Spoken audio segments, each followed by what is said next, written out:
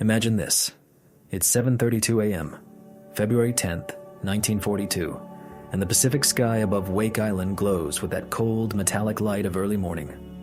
Lieutenant Commander John Thach narrows his eyes against the sun as 6 Japanese Zeros dive out of the heavens toward his tiny formation of 4 Wildcats.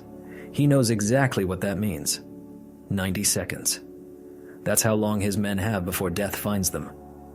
Thach is 37 years old, a veteran with 214 flight hours in Wildcats. But no kills against Zeros. Across from him, the Japanese have unleashed 18 Mitsubishi A6M Zero fighters, determined to scour American patrols from the sky. And everyone, both sides, knows the brutal truth. The Wildcat is slower, clumsier, and less agile than the sleek, lethal Zero. The numbers don't lie. A Zero can outturn a Wildcat in 14 seconds. 14 seconds to get on your tail, 14 seconds to take aim, 14 seconds to end your life. By February, 43 Wildcats had already fallen in one-on-one duels.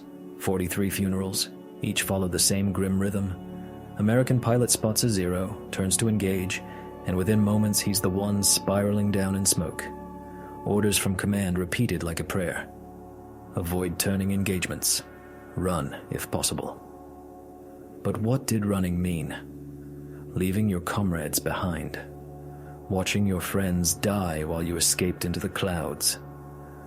For a commander like Thach, leader of Fighting Squadron 3, 4 men who looked to him for survival, running wasn't an option. Yet he had no answer. No maneuver to match the Zero's grace. No tactic to outclimb or outturn it. Only the agony of watching good men die. 3 days before that fateful morning, Thach sat alone in his quarters at Naval Air Station San Diego. A pack of matches on the desk before him. A small gift from his wife. 20 thin wooden sticks in a cardboard box. Harmless, ordinary, until he picked 2 up and held them parallel between his fingers. For weeks he'd been obsessed. How do you defeat an enemy who's faster, sharper, better trained? How do you survive against perfection itself? He tilted the matches, moved them in opposite directions, weaving them across each other. Cross, cross again, never separating, always connected, covering each other's blind spots. And in that small flicker of motion, something clicked. What if 2 Wildcats didn't fight alone?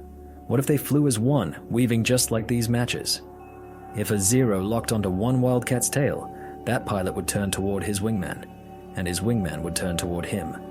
The paths would cross, and the Zero chasing the first Wildcat would fly straight into the guns of the second. Madness. It violated every rule in the U.S. Navy's fighter manual.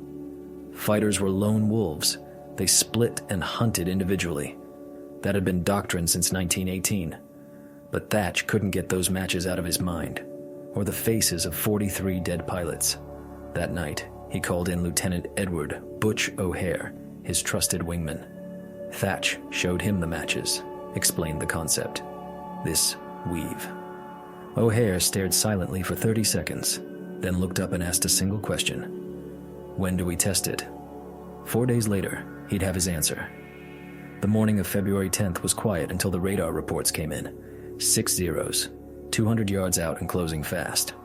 Thach's hand tightened on the radio. It was time to gamble everything on an untested idea. Weave on my mark. To his right, Lieutenant J.G. Edward Bassett held formation 800 feet away. Beyond Bassett, Ensigns Daniel Sheedy and Edgar Coulson flew another 1,000 feet out, 4 Wildcats in a line. Above them, the Zeros fell from 11,000 feet, engines shrieking. Every manual said the same thing. Split up, turn alone, fight alone. But Thach's voice broke that doctrine forever. Bassett on me. Weave pattern. Execute. Bassett banked his Wildcat toward Thach. Thach turned toward Bassett. The 2 planes hurtled directly at each other as the Zeros dropped to 8,000 feet. The Japanese pilots must have thought the Americans had lost their minds. 2 Wildcats on a collision course?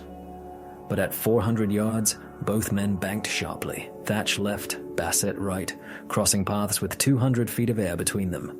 Then they turned again, crossed again. A figure-8 dance in the sky. The lead Zero picked his prey, Bassett, and dove, closing to 600 yards. Classic Zero tactics. Close in, outturn, destroy. The pilot expected Bassett to break away, to flee. Instead, Bassett turned toward Thach. The Zero followed, guns ready. 500 yards, 400, 300. And then Thach came screaming out of the opposite weave, his .650 caliber machine guns blazing, 70 rounds per second. The Japanese pilot had one choice: pull up or fly straight into death. He pulled hard right and climbed, bullets flashing past. The rest of the Zeros scattered. For the first time in the Pacific, Zeros ran from Wildcats. Sheedy and Coulson, watching from a distance, immediately copied the maneuver. They turned toward each other, crossed, and when another Zero latched onto Coulson's tail, Sheedy's guns were already waiting. The Japanese pilot hesitated, flinched, and broke off. The dogfight lasted 6 minutes. 6 Zeros against 4 Wildcats. By all logic, the Americans should have been wiped out. But when the last Zero fled north, all 4 Wildcats were still in the air. Thach checked his gauges. Fuel steady. No smoke. No casualties.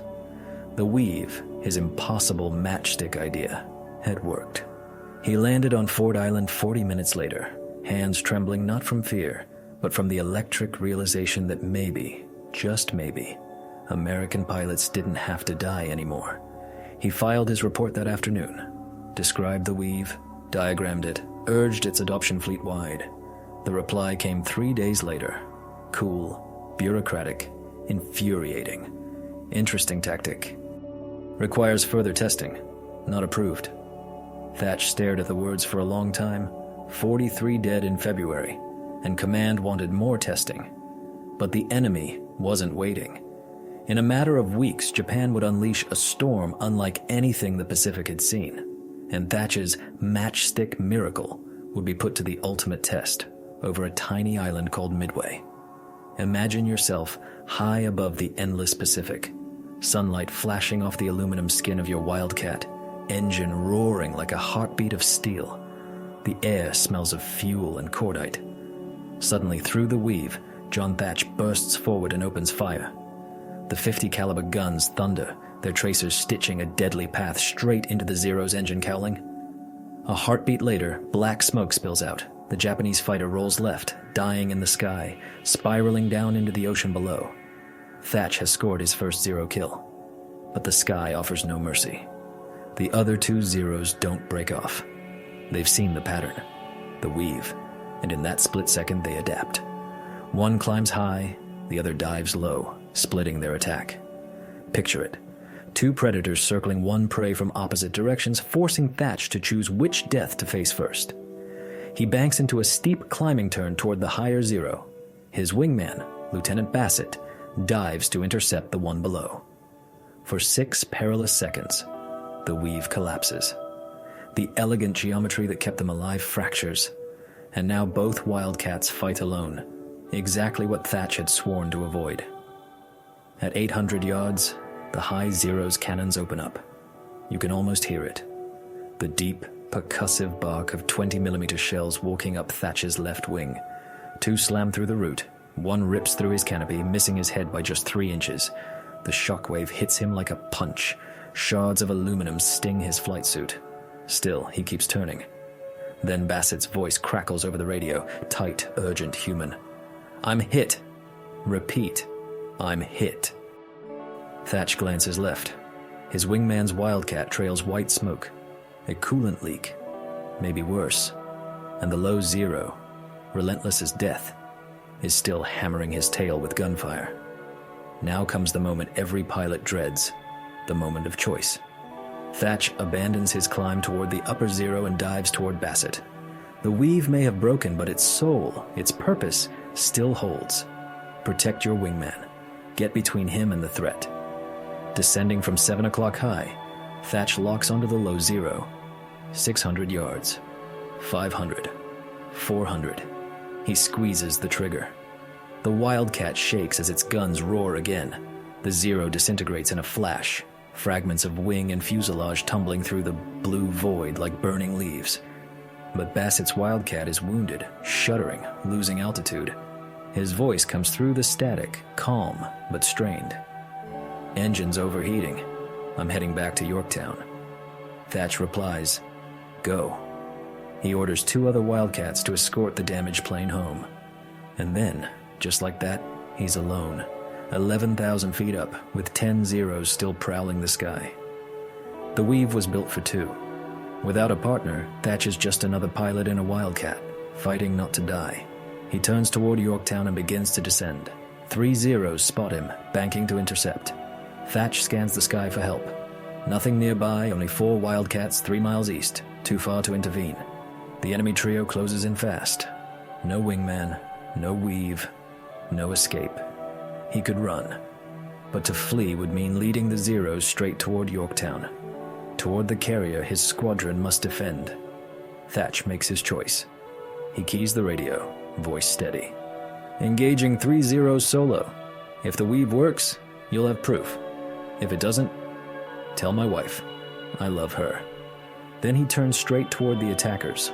A lone Wildcat challenging 3 Zeros, ready to test whether a simple trick with matchsticks could save a man's life. At 9,000 feet, they reach firing range. Thach is utterly alone, but 4 months of thought, training, and sleepless analysis of the Weave geometry flash through his mind. And then, revelation. The Weave doesn't require 2 planes. It only needs 2 points in space. He throws his Wildcat hard right, then snaps it left. Sharp, angular reversals, not the smooth, graceful turns the Japanese expect. The lead Zero commits to the right-hand chase, but Thach is already reversing. The Zero overshoots, forced to correct, to pull tighter, burning precious energy. Thach repeats the maneuver. Right, left, right again. Each movement clean and ruthless. The Zero pilot is always half a second late, always reacting, never anticipating. And every correction costs speed, altitude, and control. After 40 seconds of these punishing reversals, the hunter has lost his advantage. The Zero drops to Thach's altitude, energy depleted, no edge left. Then, almost sheepishly, it breaks off and climbs away. The other 2 follow. Thach has just rewritten air combat. The Weave principle works, even alone. The lesson is clear. Never fly predictably. Force the enemy to react, drain their energy, and make them quit. 20 minutes later, Thach lands on Yorktown. Bassett's Wildcat is already aboard, battered, leaking, but alive. The ready room buzzes with adrenaline as pilots of Fighting Squadron 3 gather around. They've seen what happened. They've seen one man fight 3 Zeros and live. By afternoon, word spreads through every squadron on the carrier group. Thach's Weave works, even solo, even outnumbered. By nightfall, pilots from Enterprise and Hornet are crowding around him, eager for instruction. Thach demonstrates the trick, matchsticks on a table, diagrams on the ready room chalkboard, hands slicing through the air as he explains timing and reversal. That night, under the stars over the Pacific, pairs of Wildcats practice the Weave, tracing its pattern through darkness. By June 5th, 18 pilots have mastered it. By June 6th, 32. The tactic spreads faster than any official Navy doctrine ever could. The Japanese notice. Intercepts from June 7th mention new American behavior. Fighters flying in synchronized pairs, twisting unpredictably, refusing to die. One intercepted message reads simply, "American Wildcat pilots have changed their methods. Expect increased resistance." On June 10th, Fighting Squadron 3 escorts a convoy near Midway. 8 Wildcats versus 14 Zeros. Thach calls the Weave. The pattern unfolds like a living machine. Every time a Zero locks onto a Wildcat's tail, the wingman swings to cover, guns blazing. Every time the Japanese try to split the pair, both Wildcats turn inward, crossing fields of fire. After 12 blistering minutes, the Zeros break off. 2 Wildcats damaged, none lost. 3 Zeros down. For the first time in the Pacific War, Wildcats hold a positive kill ratio against Zeros. Fighter Command takes notice. 5 days later, on June 15th, Commander John Thach receives orders. Report to Pearl Harbor. Admiral Nimitz wants a formal briefing on the Weave. The Navy must decide whether this matchstick trick deserves to become official doctrine. Thach arrives on June 18th. He works for 2 days straight. Diagrams, combat footage, testimonies, kill statistics, proof upon proof that the Weave saves lives. But even as he prepares to brief Nimitz far away, Japanese intelligence is studying the same dance. They have seen the Weave. They are building a counter. On June 21st, Thach will present his tactic to Admiral Nimitz. But 2 days later, June 23rd, 1942, over the skies of Santa Cruz Island, Fighting Squadron 3 will face 18 Zeros armed with a new plan. A plan built for one purpose: to destroy the Thach Weave. Picture the Pacific in the summer of 1942. Hot, relentless, alive with the hum of engines and the smell of oil and salt. On June 29th, a new order crackled through the Navy's channels. Fleet Order 41, 1942, signed by Admiral Ernest King himself. Every fighter squadron in the Pacific Fleet would now fly using one unorthodox maneuver: the Thach Weave. What had once been a desperate trick with 2 matchsticks was now official doctrine. Mandatory. Universal. Non-negotiable. But orders, even urgent ones, moved slower than war. It took weeks to reach distant airfields, more to train the men, and the Japanese were not waiting politely for America to catch up. July 7th, 1942, Guadalcanal. Imagine 12 Wildcats circling high over Henderson Field, the new American foothold in the Solomons. The jungle below steamed in the heat. 32 Zeros approached from the north, glinting like silver daggers. Only 4 of those Wildcat pilots knew the Weave. The other 8 did not. When the Japanese arrived, the difference was immediate and deadly. At 11:20 a.m., the sky turned into chaos. The 4 trained pilots paired off instantly, their Wildcats slicing in synchronized arcs, covering each other like twin blades. The other 8 tried to dogfight the old way, 1 against 1, and paid the price. 22 minutes later, 6 Wildcats were smoking wrecks in the jungle below. Every single loss came from pilots who had fought alone. The 4 who flew the Weave, untouched. They claimed 7 Zeros between them. Admiral Aubrey Fitch read that report and wasted no time. His new order was absolute. Every fighter pilot in the South Pacific will learn the Thach Weave within 2 weeks. By July 10th, training had begun. John Thach himself flew to Guadalcanal, stepping out of a transport plane into the humid, buzzing air. For 3 relentless weeks, he taught from dawn until dusk, morning briefings, afternoon flight drills, evening debriefs by lantern light. He carried his same small box of matches, the original talisman of the idea. Every pilot watched, practiced, learned. By August 1st, 96 Wildcat pilots could execute the Weave perfectly. By September 1st, that number had more than doubled, 214 pilots. And the tactics spread like fire through dry grass. Across oceans, from the Pacific to the Atlantic, from carrier decks to coastal airfields, pilots of every aircraft type began to weave. P-38 Lightnings, P-40 Warhawks, even bomber crews began adapting the pattern for defense. The results were staggering. In June 1942, before the Weave, American pilots were losing 2 for every 0 they shot down, a kill ratio of 0.441. By October 1942, after Thach's pattern had gone fleet-wide, that ratio flipped to 2.11, 2 Zeros destroyed for every Wildcat lost. The Japanese noticed. Radio intercepts from September captured their frustration. Do not pursue Americans into crossing patterns. Do not follow tail chases. Disengage if Americans coordinate. But to disengage meant surrendering the fight, abandoning bombers, forfeiting the sky. The Zero was still faster, still more agile, but all its grace was useless if its guns never found a target. And in a Weave, the target always vanished behind the cover of another Wildcat. By January 1943, the Thach Weave had become universal. The U.S. Army Air Forces, the Marine Corps, even the British Royal Navy adopted it.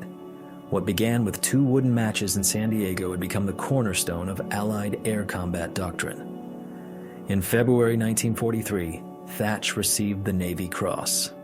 The citation praised his extraordinary heroism and distinguished service in developing fighter tactics that saved countless American lives. But medals meant little to him. He cared about numbers, and the numbers were everything. In the 6 months before the Weave, the Pacific Fleet had lost 137 Wildcats to Zeros. In the 6 months after, only 41. That meant 96 men came home, because 2 planes had learned to fly as one. In March 1943, the Navy reassigned Thach to training duty. Commanders insisted he was too valuable to lose. He hated leaving combat, but obeyed. For 18 months, he trained over 800 new aviators, every one of them learning the Weave. Those men carried it into the skies of the Pacific, into the Mediterranean, into history. Many later said the same thing. The Weave saved my life. The war ended in August 1945. Thach was 40 years old, with 73 combat missions, 6 confirmed kills, and a chest full of medals. 1 Navy Cross, 2 Distinguished Flying Crosses, 3 Air Medals. But none of that mattered more than this. Over 2,000 American pilots survived because of his idea. When peace returned, he faced a choice. Go home to his wife and children after 4 years apart, or stay in the Navy, teaching, guiding, protecting. What do you think he chose? Thach stayed. He couldn't walk away from those who still needed him. Over the next 27 years, he trained pilots, refined tactics, and continued saving lives without firing a single shot. Promotions followed. Commander, 1946. Captain, 1952. Rear Admiral, 1960. During the Korean War, he commanded carrier groups, though he never flew combat again. His pilots did, and every one of them knew the Weave. In Korea, they called it simply the Thach. No other tactic in military history had ever carried a living pilot's name. Then came Vietnam. Technology changed, jets screamed past Mach 1, but the principle endured. F-4 Phantom crews adapted the pattern for supersonic speeds, calling it the Fluid 4 formation. Same crossing dance, same mutual protection. Against nimble MiG-17s, it worked just as it had against Zeros at 300 mph. The geometry of survival never changed. Thach retired in 1973 as a 4-star admiral after 40 years of service. He returned quietly to San Diego, speaking little about war, Midway, or Guadalcanal. When asked about the Weave, he always gave the same humble answer. It wasn't genius. It was desperation. I just wanted my boys to come home. But the boys never forgot him. Every year on February 10th, the anniversary of the first combat Weave, naval aviators from across the country called to thank him, to share stories of lives saved because 2 planes had turned toward each other instead of away. In 1981, the Navy dedicated Thach Hall at Naval Air Station Pensacola, home of the Fighter Pilot School. Every new aviator walks past a bronze plaque bearing his likeness and 3 immortal words: innovate, adapt, survive. April 15th, 2001. John Thach passed away at 86. At his Arlington National Cemetery funeral, more than 300 naval aviators gathered. Men who had flown Wildcats in 43, Phantoms in 67, Hornets in 91. Generations bound by one idea, 1 man, and 2 matchsticks. Today, the Thach Weave remains a core element of U.S. fighter training, adapted for stealth jets and beyond visual range combat, but unchanged in spirit. 2 aircraft turning toward each other, crossing paths, surviving together. In the National Naval Aviation Museum in Pensacola, beneath the glint of a model F4F Wildcat, sits Thach's original box of matches, preserved behind glass. The inscription reads, "Lieutenant Commander John Thach used these matches to create the tactical innovation that saved over 2,000 American pilots during World War II. Most visitors walk past without noticing. But fighter pilots always stop. They look at those tiny sticks of wood, and they understand. Because sometimes, the smallest spark can light the way home."